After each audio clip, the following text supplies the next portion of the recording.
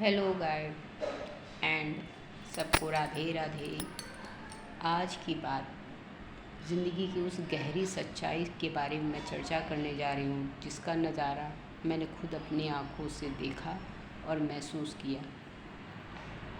एक भाई साहब हैं जिनका निधन हो चुका है।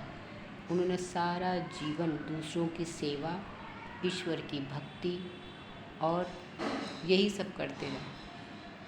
कभी अपने बारे में उन्होंने सोचा ही नहीं। शादी भी हुई तो उन्होंने अपने परिवार वालों के चक्कर में कि वो नाराज़ हो जाएंगे, वो कहेंगे। शादी करते वक्त कोई नाराज़ नहीं था क्योंकि दहेज का लालच था सबको।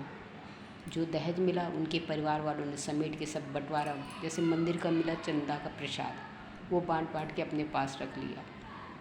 फिर उसके बाद वो कमा के जितनी कमाई होती थी वो अपने परिवार के लोगों को ही देते रहे। ना अपनी पत्नी को दिया, ना खुद रखा। उनके लिए उनकी शादी सिर्फ एक नाम का तबका थी। सर्वे सर्वा उनके परिवार के ही लोग थे और उनके परिवार में उनका अपना कोई नहीं था। यही तो ताज्जुब की बात है कि उनका अपना कोई नहीं था। वही सब दूर के रिश्ते नाते के थे। उनके लिए वो इतना मरे जा रहे थे कि उन्होंने अपने जीवन के बारे में कभी सोचा नहीं। यहाँ तक कि अपनी बीवी को भी छोड़ दिया।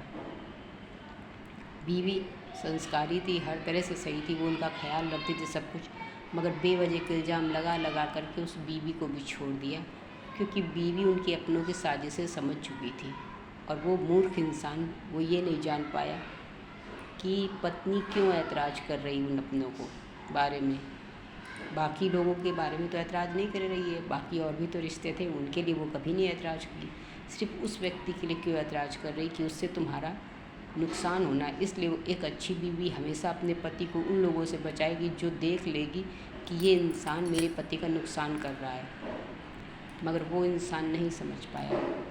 एट लास्ट उन भाई साहब की जब मौत हो गई तो उनके पास इतने पैसे नहीं थे कि वो अपनी तिरही अंतिम संस्कार तक कर पाते। वो सब चंदा ले करके दूसरे लोगों ने उनका अंतिम संस्कार किया। जिन अपनों के लिए उन्होंने गाड़ी सारी ज़िंदगी कमाते रहे, उनको भर भर देते रहे, अपनी बीवी तक का त्याग कर दिया। जब उनकी मृत्यु हो गई तो उनकी मृत्यु पड़ोस के लोगों ने चंदा दे करके उनका अंतिम संस्कार किया। और लोग कहने लगे कि देखो इतना भी अपनों के लिए नहीं मरना चाहिए, और वो अपने पल्ला झाड़ के चले गए। यहाँ तक कि उनकी मिट्टी में भी शामिल नहीं हुए, बहाना बना दिया।